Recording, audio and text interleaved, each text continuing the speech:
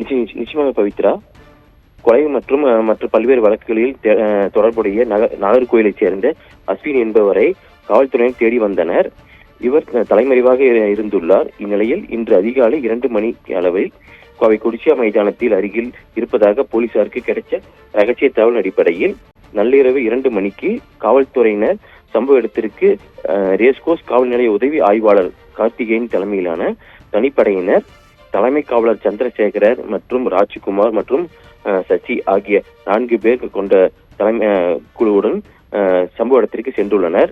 அங்கு சென்ற பொழுது அஸ்வின் என்பவரை பிடிக்க முயற்சித்த போது அஸ்வின் தான் மறைத்து வைத்திருந்த கத்தியால் தலைமை காவலர் ராஜ்குமார் என்பவரை இடது மணிக்கட்டில் பகுதியில் வெட்டு ஏற்பட்டுள்ளது. மற்ற காவலர்களையும் தாக்கி தப்பிக்க முயன்ற போது உதவி ஆய்வாளர் கார்த்திகேயன்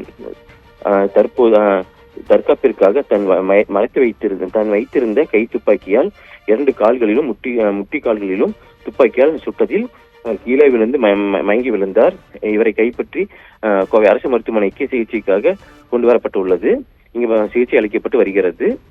மற்றும் இது தொடர்பாக காவல்துறை கூறுகையில் தற்காப்பிற்காக சுடப்பட்டது என்பது கூறப்பட்டுள்ளது. பவித்ரா, விவரங்களுக்கு நன்றி நந்தகுமார்.